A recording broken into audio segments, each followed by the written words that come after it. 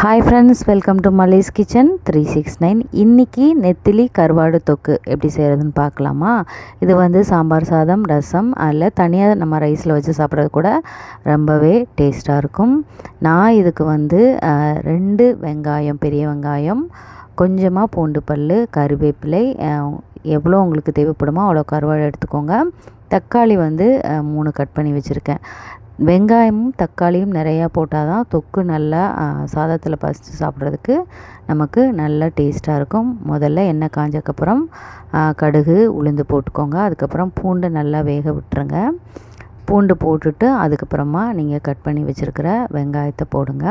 வெங்காயம் வந்து எப்பவும் சொல்கிறாப்புல தான் நல்லா வதங்கணும்.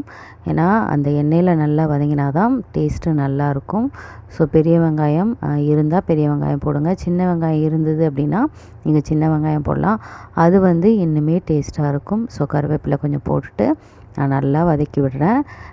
வெங்காயம் வேகமாக வேகிறதுக்கு கொஞ்சம் சால்ட்டு சேர்த்துக்கோங்க. பாருங்கள், வெங்காயம் நல்லா வெந்துருச்சு. நல்லா கிளறி விட்டுட்டு அதுக்கப்புறமா நம்ம கட் பண்ணி வச்சுருக்கிற தக்காளியை போட்டுக்கலாம். தக்காளி வந்து நல்லா வேகணும்.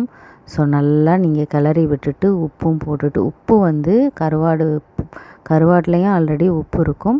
அதனால் உப்பு வந்து கடைசியாக கொஞ்சம் செக் பண்ணிவிட்டு நீங்கள் போட்டுக்கோங்க. கருவாடு போட்டதுக்கப்புறம் நான் இப்போ தக்காளி வெங்காயம் வேகிறதுக்காக கொஞ்சமாக உப்பு போட்டிருக்கேன்.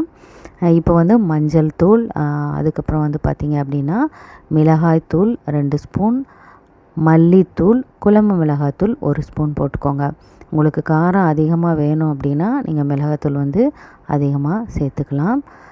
நான் வந்து மல்லித்தூள் 2 ஸ்பூனும் மிளகாத்தூள் 2 ஸ்பூனும் போட்டிருக்கேன். ஸோ அதே மாதிரி நீங்கள் போட்டுக்கோங்க. கருவாடு எடுக்கிறத பொறுத்து நீங்கள் அளவு சேர்த்துக்கோங்க. இப்போ நல்லா நம்ம கிளறி விட்டுறலாம். மசாலா எல்லாமே நல்லா மிக்ஸ் ஆகணும். பாருங்கள், நல்லா வெந்துருச்சு. அந்த தக்காளியை வந்து நல்லா இது பண்ணி விட்டுருங்க. நல்லா மசிச்சு விட்டுருங்க. அப்போ தான் வந்து தக்காளியோட அந்த சாறு வந்து இறங்கும். அப்போ நமக்கு குழம்பு நல்லாவே டேஸ்ட்டாக இருக்கும். இப்போ கருவாடை போட்டாச்சு. கருவாடு வந்து சீக்கிரமாக வெந்துடும். ஏதாவது சின்னது இல்லையா, சீக்கிரமாக வெந்துடும். ஒரு 2-3 தடவை நல்லா கிளறி விட்டுட்டு கொஞ்சம் நேரம் மூடி வச்சிட்டிங்கன்னா கருவாடு ரெடி. கண்டிப்பாக இந்த வீடியோ உங்களுக்கு பிடிச்சிருக்கும். இதை வந்து சூடாக சாதத்தோடு நீங்கள் செஞ்சு சாப்பிடுங்க. மறக்காமல் லைக் பண்ண, ஷேர் பண்ண மறந்துடாதீங்க. கமெண்ட் பண்ணுங்கள். தேங்க்ஸ் ஃபார் வாட்சிங்.